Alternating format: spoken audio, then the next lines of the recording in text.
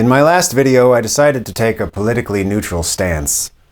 I did that because I thought the points I wanted to make and the questions I wanted to raise were relevant to people across the political spectrum. And there is fault to be found on both sides of the aisle for the hardships that we're facing. But I don't want to give the impression that I'm drawing a false equivalence.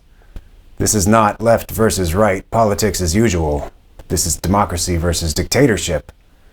And I don't consider being pro-democracy a political bias. This isn't hyperbole. This isn't fear-mongering or liberal hysteria. A Marine general and an Army general who reported to Trump directly both described him as a fascist. These are serious people who know full well the historical weight of that word, and they wouldn't go throwing it around just because he hurt their feelings. The man tried to overturn the results of an election with violence, and then he spent the next 4 years undermining public confidence in our ability to perform the most basic of democratic functions. He makes no secret of his desire to reshape America in the image of Russia, and he might succeed because Republicans in Congress are abdicating their responsibility to hold him in check. The stakes are as high as can be. Once lost, a democracy is almost impossible to get back. Germany got theirs back, but it took a whole-ass world war and cost millions of lives. So what can we do about it? There are all the usual things, like participating in protest marches and writing to your representatives to let them know you see what's going on. If you're drawn to activism, that's great, but not everyone will be, and that's okay. Something we can all do, though, is try not to make enemies of the people who voted for him.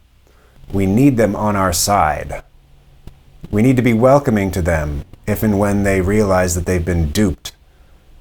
Remember that most of them don't know he's a fascist because Fox News does such an effective job of sane-washing him and making Democrats out to be the real threat to democracy. To be sure, there are those who do know he's a fascist and consider that a feature, not a bug, but I'm not talking about those people. I'm talking about the people who voted for him because they were told again and again that Democrats are all radical extremists who want open borders and mandatory gender reassignment for every child. You could say it's their fault for swallowing lies, and that may be true, but that won't win you any arguments. There is no winning arguments with them. All you can do is give them a safe place to land, if and when they start to realize that Trump doesn't care about America and never did. I find it useful to remind myself what it was like before I started paying attention to politics. Before Trump's first campaign, I voted every 4 years, but I didn't really care what politicians were up to. It felt like a pointless use of my mental energy because it was all so far out of my control. But I had friends at the time who were more politically awake than I was, and they would post things on social media like, "If you're not angry, you're not paying attention." And my reaction to that was like, fuck off. I don't like being told how I should feel, and I don't like being accused of ignorance. So I try to remember that every time I feel the urge to repeat that line or something like it now.